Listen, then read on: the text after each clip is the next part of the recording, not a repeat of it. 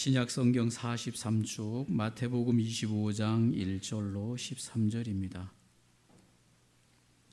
마태복음 25장 1절로 13절입니다.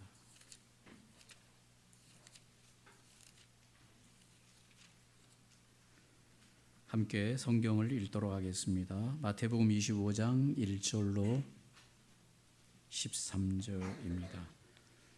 찾으셨으면 우리 함께 읽겠습니다. 그때에 천국은 마치 등을 들고 신랑을 맞으러 나간 10처녀와 같아 하리니 그 중에 5은 미련하고 5은 슬기 있는 자라. 미련한 자들은 등을 가지되 기름을 가지지 아니하고 슬기 있는 자들은 그릇에 기름을 담아 등과 함께 가져갔더니 신랑이 더디옴으로 다 졸며 잘세. 밤중에 소리가 나되 보라 신랑이로다 맞으러 나오라 하매 이에 그 처녀들이 다 일어나 등을 준비할세. 미련한 자들이 슬기 있는 자들에게 이르되 우리 등불이 꺼져가니 너희 기름을 좀 나눠달라 하거늘 슬기 있는 자들이 대답하여 이르되 우리와 너희가 쓰기에 다 부족할까 하노니 차라리 파는 자들에게 가서 너희 쓸 것을 사라 하니 그들이 사러 간 사이에 신랑이 오므로 준비하였던 자들은 함께 혼인잔치에 들어가고 문은 닫힌지라. 그 후에 남은 처녀들이 와서 이르되 주여 주여 우리에게 열어주소서. 대답하여 이르되 진실로 너희에게 이르노니 내가 너희를 알지 못하노라 하였느니라. 그런즉 깨어 있으라. 너희는 그날과 그때를 알지 못하느니라. 아멘. 오늘 마태복음 25장 1절로 13절에 있는 말씀으로 등과 기름을 준비한 자란 제목으로 함께 은혜를 나누기를 원합니다. 오늘 마태복음 25장 1절로 13절은 열처녀의 비유라고 해서 우리가 잘 아는 내용이지요. 재림을 준비하면서 기대해야 할 성도의 처지를, 자세를 등을 들고 신랑을 맞는 열처녀에 비유하고 있습니다. 오늘 이 내용은 열처녀 중에 5명은 미련하고 5은 슬기로웠다고 성경이 말씀하고 있습니다. 미련했던 5 처녀들은 등은 준비했지만 여분의 기름을 준비하지 않은 여인들입니다. 그러나 슬기로운 5 처녀들은 등을 준비할 뿐만 아니라 여분의 기름까지를 함께 준비한 처녀들을 슬기로운 처녀들이다, 그렇게 말합니다. 신랑의 도착이 늦어지는, 지연이 되는 상황이 있었다고 말해주고 있습니다. 그래서 신랑을 맞이하기 위한 이 10처녀, 신랑의 들러리들이 모두 졸고 있었다고 말해주고 있습니다. 한밤중에, 늦은 시간 한밤중에 돼서야 마침내 신랑이 도착하게 되고 그 신랑이 왔다는 전가를 받은 이 10처녀들이 모두 일어나서 등을 준비하면서 나아갈 때 미련한 처녀들이 자기들의 등불이 꺼져간다면서 슬기로운 처녀들에게 기름을 나눠줄 것을 요청합니다. 슬기로운 처녀들이 양쪽 다 나누어 쓰기에는 부족하므로 새로 기름을 사서 넣으라고 그들에게 말합니다. 미련한 처녀들이 기름을 사러 간 동안에 신랑이 도착했고 등을 밝히고 예비하고 있던 이 슬기로운 처녀들은 신랑과 함께 혼인집에 들어갔고 문은 닫혀졌다고 말하고 있습니다. 그 후에야 미련한 이 처녀들이 늦게 기름을 준비해가지고 신랑을 맞이하기 위해서 왔으나 결혼식장의 문은 굳게 닫혀 있고 문을 열어달라고 했지만 그 주인은 너희들을 모른다라고 말했다고 말해주고 있습니다. 그러면서 마지막 13장에 이 비유의 결론으로 말씀하시기를 깨어 있어라. 깨어 있어야 할 이유는 신랑 되신 예수님께서 재림하실 그날과 그 시를 알 수 없기 때문이다 라고 말씀을 정리하고 있습니다.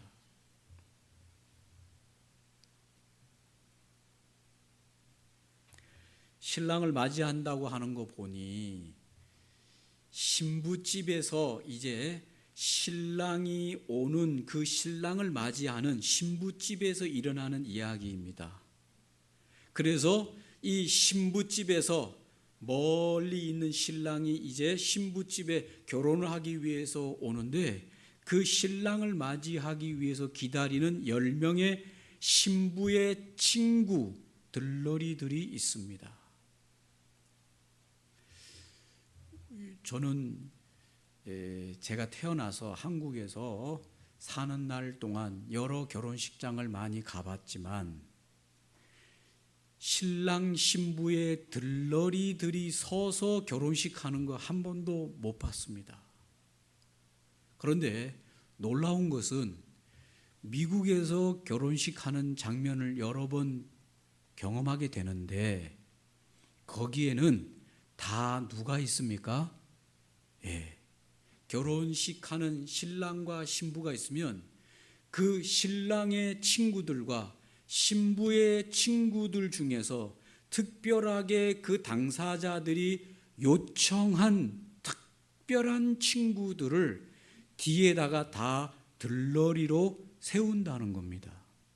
그래서 결혼식 하기 전에 이 신랑이든 신부든 자기 들러리로 서는 친구들에게 요청해서 다 똑같은 옷을 입혀요. 신랑 들러리들도 양복을 입히는데 어떤 양복집을 결정하고 그 친구들을 불러서 다 똑같은 컬러의 똑같은 색의 옷을 맞춥니다.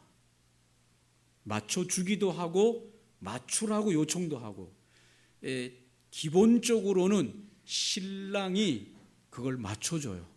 신부도 마찬가지로 기본적으로 이 들러리 서는 이 친구들의 옷을 똑같은 드레스로 색깔을 똑같이 맞춰서 입혀줘요.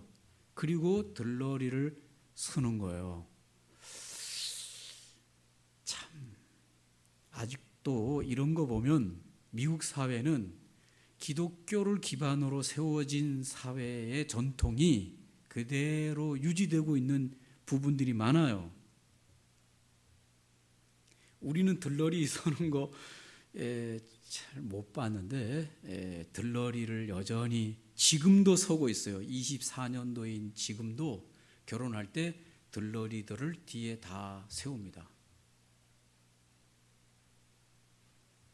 근데 오늘 여기 신부의 집에 10명의 들러리를 준비했어요. 이들은 신부는 그 집에서 대기하고 있고 이 들러리 친구들은 등을 준비해가지고 신랑을 올 때 그 집 밖에서부터 쫙 줄을 서서 신랑을 환하게 맞이하는 신부의 10명의 들러리에 대한 이야기입니다. 근데 이들은 다 등을 준비해 왔습니다. 그런데 똑같이 10명이 등을 준비했습니다. 그 등을 계속해서 밝힐 수 있는 여분의 기름을 준비했느냐 못했느냐의 차이가 오늘 이 비유의 핵심입니다. 여분의 기름을 준비한 처녀들은 어떻게 이렇게 여분의 기름을 준비할 수 있었을까요? 또 여분의 기름을 준비하지 않았던 5명의 들러리 이 여인들은 왜 여분의 기름을 준비하지 않았을까요? 못했을까요? 이게 차이입니다. 준비한 자들을 보면 이들은 신중하고 사려 깊으며 분별력이 있었다라고 하는 것을 알 수 있습니다. 신랑이 언제 올지 모르기 때문에 충분한 기름을 준비해야 한다고 생각하고 그것을 미리 준비한 여인들이죠. 등은 준비했으나 기름을 준비하지 않은 미련한 다섯 처녀는 왜 기름을 준비하지 않았을까요? 이 본문에 보면 이 동사, 준비하지 않았다고 하는 이 동사 애싸는 반복적인 상황을 묘사하는 미완료 과거 시제로 되어 있다는데, 이는 신부의 들러리 처녀들의 개인적인 성향이 항상 그러했다는 사실을 암시해 준다고 합니다. 무슨 말입니까? 결국 다섯 처녀들은 항상 신중하지 않았고 선견지명이 없는 채로 인생을 그렇게 사는 자들이었다는 것입니다. 신랑을 맞이하는 그날에도 친구 신부의 들러리로 준비되어서 부름받아서 이제 신랑을 맞이하기 위해서 등을 들고 나가야 될 그 일로 부름받았을 그때에도 그들은 평상시 그들의 삶과 같이 신중한 성향이 아닌 인생으로 준비했다는 겁니다. 신랑을 맞이하는 날에도 평소처럼 자신이 지니고 있던 그러한 성향을 자연스럽게 드러냈다는 것이며, 반대로 다른 지혜로운 다섯 처녀들은 평소에 그들의 삶의 자세로 항상 사려 깊고 분별력이 있고 신중했기 때문에 그러한 태도가 신랑을 맞이하는 날에 자연스럽게 드러났다라고 성경학자들이 표현하고 있습니다. 우리는 여기서 중요한 교훈 한 가지를 깨닫게 되는데, 그것은 우리가 평소에 어떻게 내 삶을 살아가고 있는가라고 하는 것이죠. 주님의 재림의 때에 어떠한 자로 드러날 것인가가 판가름 나는 것은 주님이 재림하는 그날에 판가름 나는 것이 아니라 아직 주님의 재림이 먼 지금 오늘 내 삶의 성향이 어떠한가에 따라서 판가름 난다는 것입니다.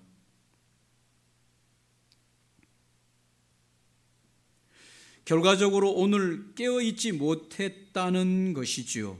신랑을 맞이하는데 깊이 생각하지 않았다는 거죠. 이 다섯 처녀들이 신랑이 언제 올까라고 깊이 생각하지 못하고 있다 보니까 그냥 등 하나만 거기에 채워져 있는 기름만 들고 가면 되겠지, 이렇게 생각한 것이죠. 사려가 깊고 생각이 깊고 삶이, 자기 인생의 삶이 평상시에도 자기 삶에 깊은 관심을 가지고 살았더라면, 내가 이 신부의 들러리로 신랑을 맞으러 갈 때 혹시 신랑이 늦게 오면 이 기름으로 신랑을 준비할 수 있겠냐, 맞이할 수 있겠냐 없겠냐를 신중하고 사려 깊게 생각했다면 지혜로운 다섯 처녀처럼 여분의 기름을 준비해야 된다는 생각이 있었겠지요.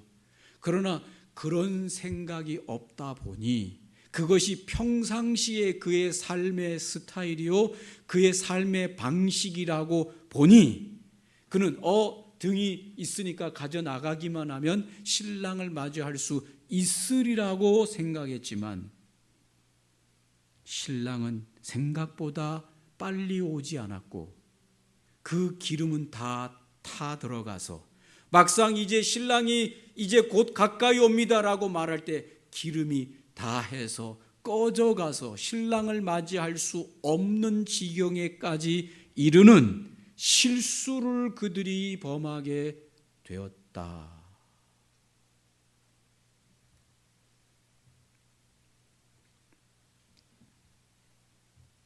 소돔에 불심판이 있었습니다. 소돔과 고모라에. 그럴 때 롯의 두 사위들에게 하나님의 천사가 롯과 그의 가족을 구원하기 위해서 그 소돔과 고모라에 가서 롯과 그의 아내와 그 두 딸과 그 두 딸의 사위들에게 하나님께서 이 소돔과 고모라 성을 불로 심판할 터이니 즉시 이 성을 떠나야 된다고 말을 했습니다. 그 놀라운 심판을 전달해 줬습니다. 그랬는데 천사가 전한 그 말을 두 사위들은 농담으로 여겼습니다. 그들은 미련한 자들의 표본이에요. 오늘 이 지혜롭지 못한 자들의 표본이에요. 신중하지 않았어요. 깨어있지를 못했어요. 근데 그것이 이번만 그런 것이 아니라 매사가 그들의 삶의 생각이고 방식이었다는 것입니다. 롯의 사위들이 천사의 말을 농담으로 여기고, 아이고 그런 얘기 하지 마세요. 지금 멀쩡한 세상, 이렇게 좋은 세상에 무슨 하늘의 심판이 오겠어요? 절대로 그런 일 없어요. 이렇게 가볍게 여기고 농담으로 웃어 넘기는 것은 그들의 삶의 방식이었다는 것입니다. 하나님의 말씀도 천사의 말도 자신의 생각으로 농담으로 여길 정도로 생각했다고 하는 것입니다.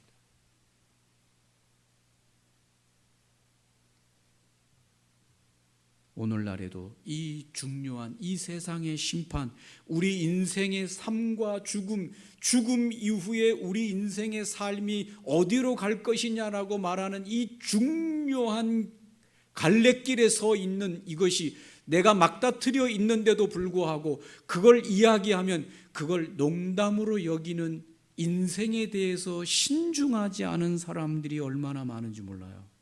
자기 인생의 죽음에 대해서 신중하지 않은 사람들, 자기 인생의 삶의 미래에 대해서 신중하지 않은 사람들이 얼마나 많은지 몰라요. 하나님 그걸 알고 계시는 것이죠. 노아 홍수 당시의 사람들도 그랬습니다.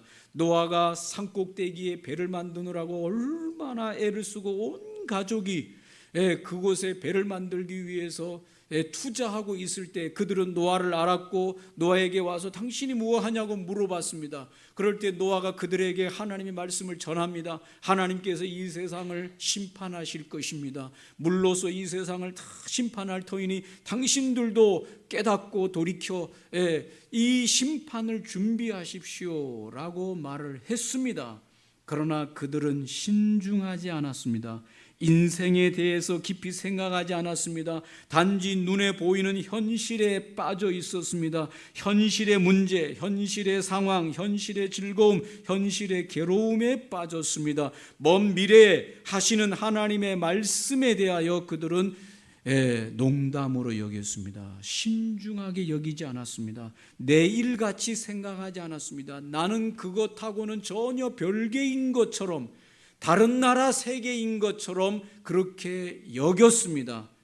그러나 과연 그랬을까요? 그렇지 않습니다. 노아의 홍수가 시작될 때 그들은 다 하나님의 심판 아래 놓이게 되었습니다.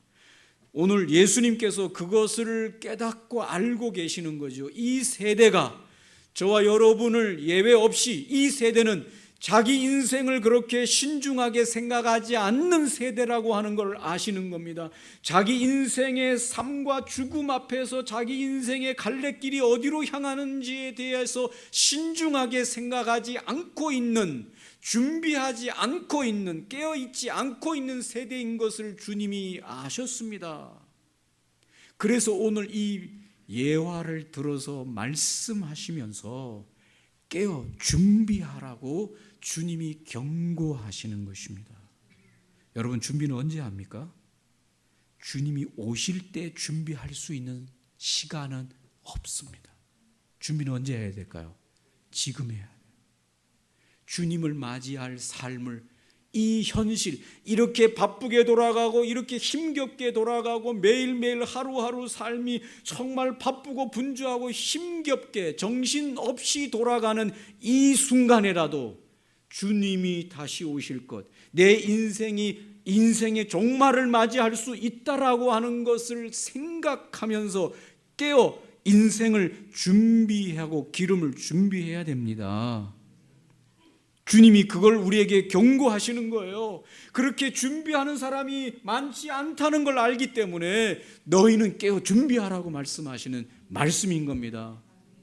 사랑하는 성도 여러분, 아무리 바쁘고 아무리 분주하고 아무리 큰일이 여러분 앞에 놓여 있다고 하더라도 매일매일의 삶 속에서 우리는 언젠가는 주님이 다시 오시든지 아니면 내가 주님 앞으로 가든지 우리 인생의 끝을 맞이하게 될 것을 생각하셔야 됩니다.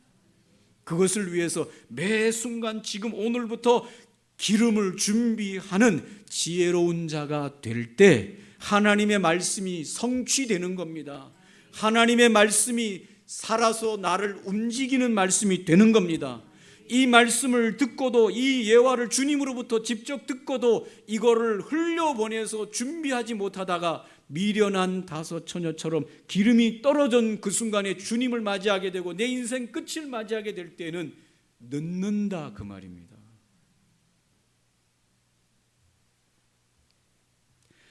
등과 기름을 준비했다고 그랬는데 이 등은 무엇이고 기름은 뭐냐? 윌리엄스라고 하는 신학자는 지혜로운 처녀들은 끊임없이 하나님의 은혜와 성령에 의존하여 그것들을 받아들이고 있었지만 미련한 처녀들은 과거에 한번 받은 영적인 은혜에 만족하여 그들 내부를 성령과 새로운 은혜로 증진시켜 나가는 데 실패하였다고 윌리엄스 신학자가 말합니다. 여기서 말하는 기름을 말할 때 지혜로운 자들은 끊임없이 은혜와 성령을 의존하면서 살아가는 삶을 말해주는 것이고, 지혜롭지 못한 자들은, 미련한 자들은 한 번의 은혜 속에 취하고 그 이후로는 그들에게 계속적인 성령의 공급 없이 살아온 삶을 말하고 있다, 그렇게 설명했습니다. 그러나 헤그너라고 하는 이 신학자는 기름을 어느 특정한 곳으로 알레고리화해서는 안 된다고 주장하며 본 비유의 핵심은 준비성이냐 비준비성이냐 그리고 준비하지 못한 자의 비극적 결말에서 찾는 것이 중요하다고 주장했습니다. 이것은 등이 뭐냐 기름이 뭐냐가 중요한 게 아니다. 준비하면서 사느냐 준비 없이 사느냐를 강조한 말씀이다. 헤그너는 그렇게 주장했어요. 저는 개인적으로 생각할 때 이 두 가지를 다 취해도 별 크게 문제는 없다고 개인적으로 생각합니다. 그러나 더 무게 중심을 둬야 될 것은 이 헤그너의 말에 있어요. 준비하는 자와 준비하지 않는 자의 차이를 오늘 주님이 설명하고 있다. 확실한 것은 믿음이든지 성령의 충만이든지 다시 오실 주님을 맞을 자들은 매일매일의 삶 속에서 깨어 자신의 인생을 돌아보고 하나님 앞에서 준비한다는 것입니다. 맞습니까, 여러분? 여러분의 인생을 오늘 말씀을 하나님의 말씀을 함께 같이 들으면서 내가 인생을 준비하고 사냐? 하나님을 만날 준비를 하고 사냐? 하나님 앞에 곧 가게 될 날을 준비하고 사냐? 아니면 그런 일은 나하고는 전혀 상관없는 것 같은 매일매일의 삶을 살면서 준비 없이 살아가고 있냐? 오늘 여기 보니까 신랑이 늦게 와가지고 이 기름이 다 떨어질 때까지 신랑을 맞이할 수 없었던 상황이 옵니다. 이 주님의 재림이 우리가 보기에 늦어지는 것 같이 느껴지는 거죠. 그래서 그들이 기다리다가 다 지쳐서 잠이 들 만큼 주님의 재림이 늦어집니다. 이 주님의 재림이 이 시대에도 초대교회에도 주님이 오신다고 했고 중세에도 주님이 오신다고 했고 지금 현대에도 주님이 오신다고 했는데 왜 이렇게 주님의 재림이 늦어지는가? 우리 당대에도 우리 전에 선배들의 신앙 당대에도 그랬습니다. 그러면 이걸 우리가 어떻게 좀 생각해 봐야 되냐? 옛말에 길이 멀어야 말의 힘을 알 수 있고 세월이 흘러야 사람의 마음을 알 수 있다라는 말이 있다고 합니다. 이 말은 길이 멀고 험해야 타고 가는 말이 얼마나 건강한지 알 수가 있고 세월이 흘러 온갖 풍상을 겪어보아야 옆에 있는 친구가 이 사람이 진짜 내 친구인지 아닌 줄을 알 수가 있다.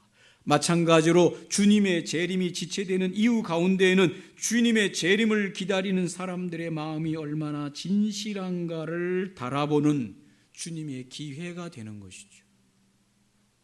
기름을 준비한 자와 준비하지 못한 자를 달아보는 이유는 신랑이 늦게 오는 데서 그것이 판가름 났다 그 말입니다. 사랑하는 성도 여러분, 우리 부모 세대에도 주님을 기다렸고 우리도 기다리고 그 전 세대부터 주님을 기다렸는데 주님이 오지 않습니다. 그렇다고 해서 우리가 기름을 준비 안 할 필요가 있냐? 그건 아니라 그 말입니다.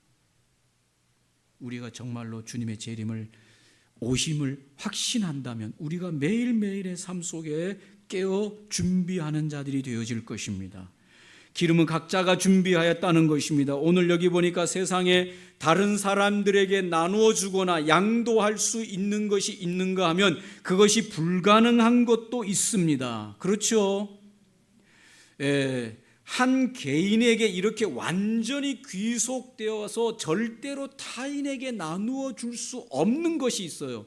나누어 줄 수 있는 것이 있어요. 내가 물을 마시려고 이 더운 날에 물을 마시려고 샀는데 물을 한 모금 마셨는데 누군가가 참 힘들어하면 그 물을 마시라고 나눠줄 수 있겠죠. 이건 나눌 수 있는 것이죠. 그러나 한 사람에게 속해 있는데 그걸 절대로 다른 사람에게 나눠주고 싶어도 나눠줄 수도 없고 나눠줘서는 안 되는 것이 있다고 합니다. 그것을 가지고 뭐라고 말하느냐? 법적으로 일신전속권이라고 한답니다. 일신전속권. 예컨대 내가 가진 재산은 나누어 줄 수 있지요. 맞습니까? 긴장하지 마시고. 내가 가지고 있는 재산은 나눠줄 수 있죠. 자식에게, 부모에게 나눠주고 형제자매에게 나눠줄 수 있습니다. 그러나 나에게 속한 남편이나 아내는 어떻게 됩니까? 다른 얘기하면 큰일 납니다. 그거 나눠주면 됩니까? 안 됩니까? 안 되고 나눠줄 수도 없는 상황이에요. 이걸 가지고 일신전속권이라고 한답니다. 가족권과 같은 이런 것들은 양도가 안 돼요. 나눠줄 수가 없는 것이죠. 그렇게 해서도 안 되는 것이죠. 오늘 본문의 비유에 보면 우리의 이 믿음과 구원이 나누어 줄 수 있는 게 아니라는 것입니다. 내가 믿는 이 믿음, 내게 있는 이 충만한 믿음, 하나님의 은혜의 믿음, 이것을 내 걸 가지고 너 모자라네 이렇게 나누어줘 가지고 함께 갈 수 있는 게 안 된다는 겁니다. 이 믿음과 구원은 지극히 개인적인 거라는 것입니다.